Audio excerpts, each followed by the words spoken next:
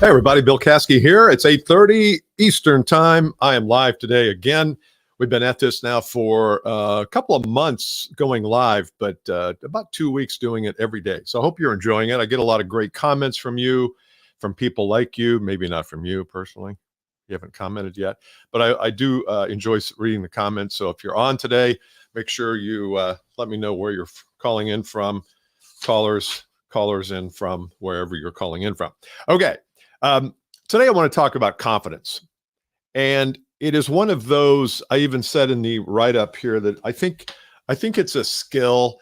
You know, as I said this week, we're talking about skills this week, the future skills, the skills of the future. And we talked about orchestration, we talked about using your gifts, we talked about the whole sales process and leveraging your talent. But I think this idea of confidence is overlooked. And I think we misunderstand it too. I think we think of confidence as something that someone exudes externally. So we see somebody at a cocktail party or a networking event, and they're just all over the place. They're just effusive and they're flamboyant and they're just everybody loves them and they're hugging people, and I think we mistake that for confidence. And that's got nothing to do with confidence. Now, that person might have confidence that allows them to do that, but the fact is that's not confidence. That's an outward display of some emotion. We mistake it for confidence. So let's back off that whole idea of we can see someone who has confidence. I think we probably can, but I think we've assigned too many weird attributes to that. So here's what I think, and we can define it. You know, it's self-assurance. It's trust in oneself. I looked at a couple of definitions today before I did this. So there's a lot of definitions, but I think we all understand what it is at its root. It's that truth we tell ourselves. It's a trust we have in ourselves. It's when we have an idea. This is what happens to me. I have an idea that I think would be a great idea. Of course, I think all my ideas are great. Actually, no, that's not true. I think they're great while they're in the hatch mode. While they're like, oh, you know what we could do? We could do this and that, and I could put that in there and do a video on that. And yeah, that's a good idea. And then I talk myself out of it. Why? Because I don't have the confidence to execute. I'm okay coming up with the ideas, but the confidence to execute, I sometimes, not all the time, but actually most of the time, I don't have it. And so confidence is one of these things that I think can make us a lot of money by having a lot of impact in our respective market. And it can also cost us a lot of money by not having it and not acting on these intuitions that we have. So I want to share with you a quick slide here that I think might help. So the big C in the middle is confidence, of course. And the question is, well, what are the elements of it? What are some things we can work on? Because it's one thing to say, well, go to the mountaintop and spend 6 months there and meditate, ruminate, and listen to Dan Harris's meditation podcast for 6 months, and you'll be there. That's not feasible. It's not feasible for me. Maybe it is for you. But I would rather get there on the planet. I'd rather get there in the day-to-day. So here are 3 things that I want to bring to your attention. I want to check out with you, and then you tell me if you think any of these things apply. Number 1 on the far left is cause. I think if we are going to summon confidence, we have to have some cause bigger than ourselves. I think when the only cause is your income, and I know we talk about money a fair amount here, but when your only cause is income, I think you give away a lot of the real ambition, especially when it comes to serving others.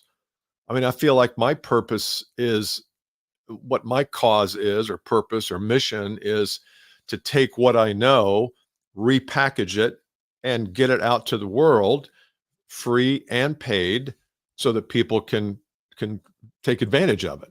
Not everybody's going to like my material. I know that. I get emails from guys like you all the time say, I disagree with you on that. That's cool. That's cool. I know what works for me. I know what works for my clients. I'm only giving you things that work. But my mission is to help, by my experience that I've gained in business and coaching people and in selling and in doing business, to help other people. So that's my purpose or mission, my cause. You got to have one. It's got to be bigger than you. It can't be about money alone. It can't be about money alone.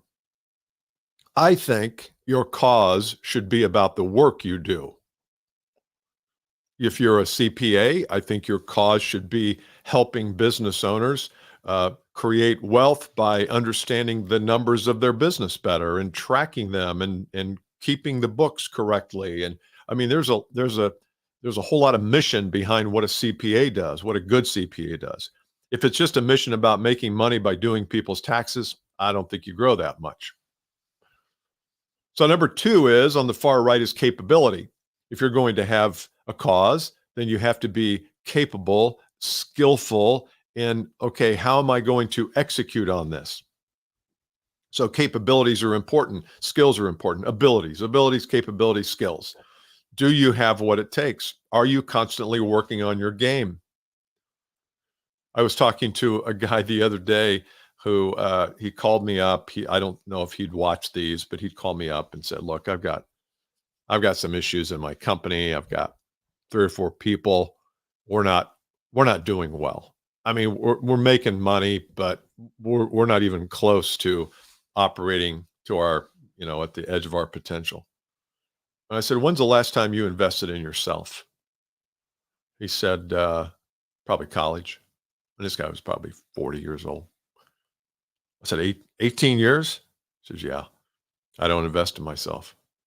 And I said, "Well, you're not going to listen to me. If you have a track record of not investing in yourself, not being coached, what makes me think that if you pay me a lot of money to come in here that you're going to listen to me? I don't think you will.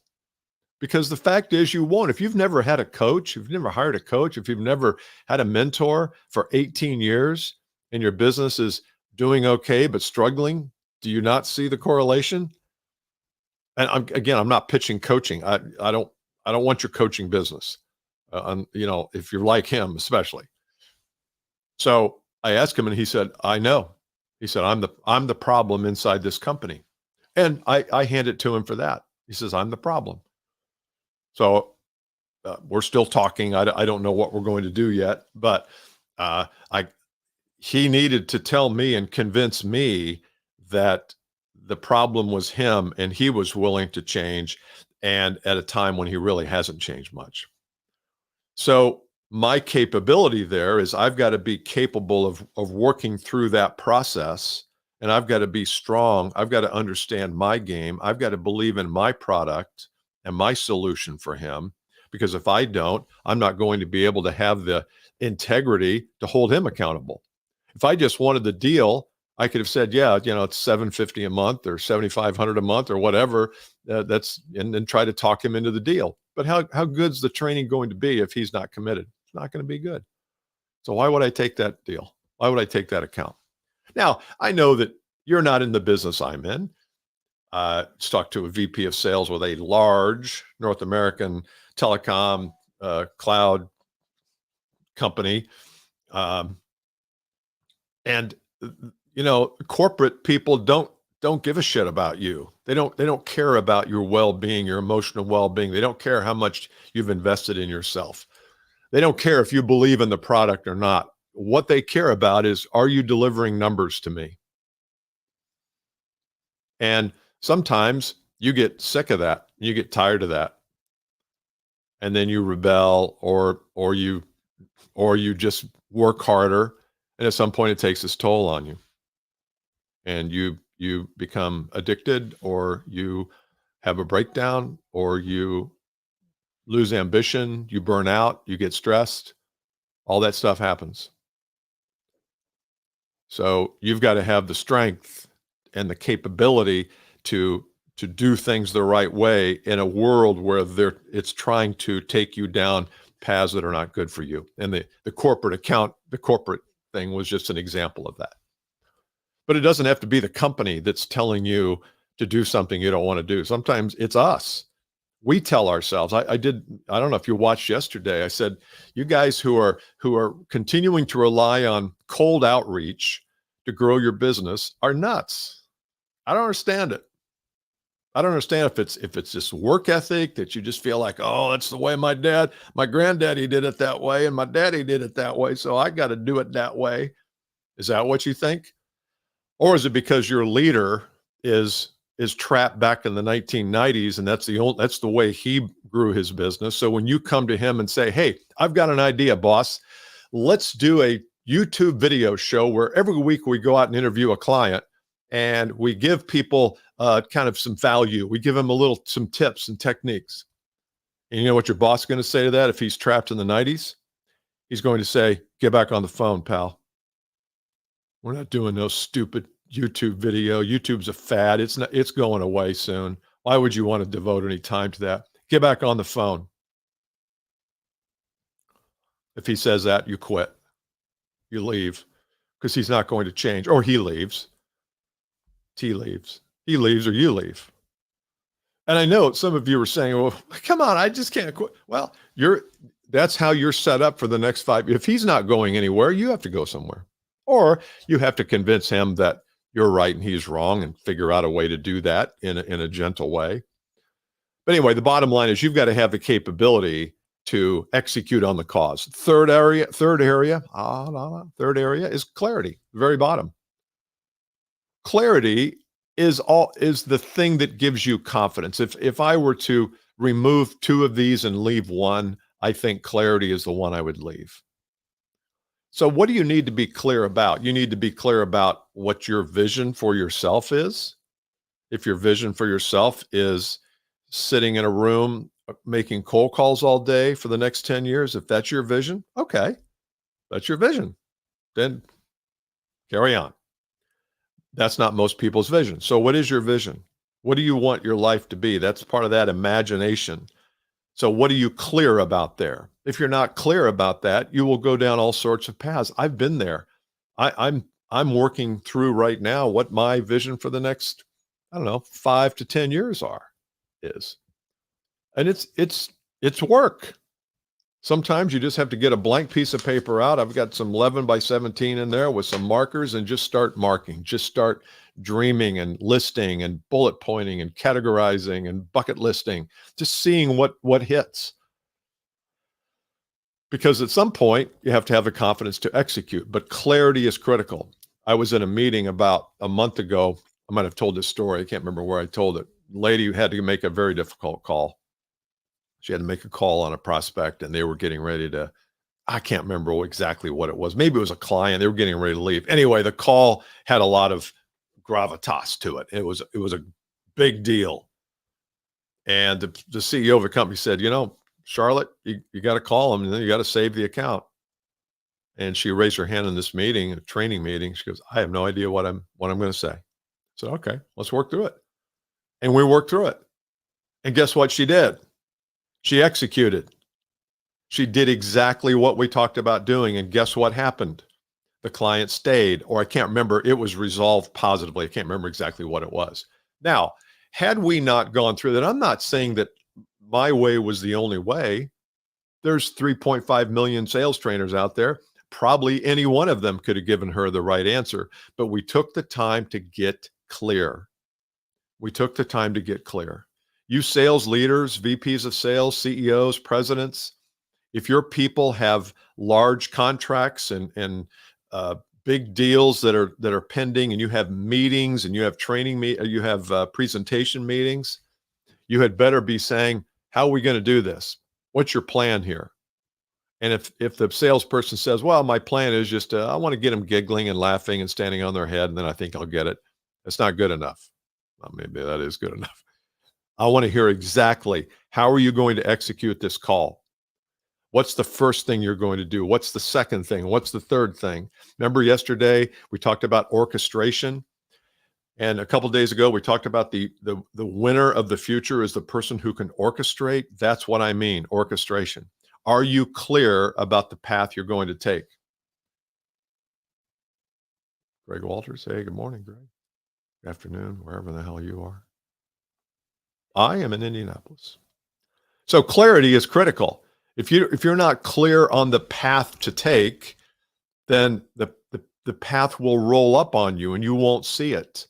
If you become crystal clear about what you need to do. Let's say you have 5 target accounts that you're trying to, sell this year, or infiltrate or engage or whatever you want to call it. You got 5. What's the goal? What's the path? Maybe the goal is to sell 3 of them, but what's the path? Are you clear on the path? Most people are not. Most people are not even clear on their offer, what their offer is, what the benefit of the offer is for the customer, and what prerequisites you need the customer to have, what attributes do they need to have, what's the transformation they can expect if they buy from you. Very few people have their offer figured out. And then we wonder why our close rate's 18%, 15%. We have no idea what the hell we're selling. And I know most of you will say, "Oh, Bill, you're wrong. I know exactly what I'm selling." No, you don't. Not until you work through your offer and get super clear on it. Now, maybe you've done that, so I'll hand it to you. Maybe you've done that. Most people have not. And so then we wonder why our confidence is low when we go out to pursue a new customer. It's because we're not clear. We're not clear on what we're offering. We're not clear on the path. We're not clear on our goals. We're not clear on what the call is going to sound like. So you VPs of sales and owners who are watching this, help your people get clear. That's the best coaching you can give them. And sales professionals who are watching, assume that you're not clear. I know we all assume that we are, but if you're not generating the kind of revenue and income you want, it's because you're not clear about something. I know for me, that's the case. So I hope that has helped you today. I'll put this up one more time. Far left is you got to have a cause bigger than yourself. You got to have some capabilities, and you really need clarity. And yeah, it looks like we got, okay, good. So I just wanted to share that with you today. I think this topic of confidence is a big one, and I just wanted to introduce you to some things. If you want to hear more, we can talk further. You can go to billcaskey.com, and I will talk at you later. That's right. Greg's in Florida. I always forget. Lucky you. Lucky you. All right. I'll see you guys later.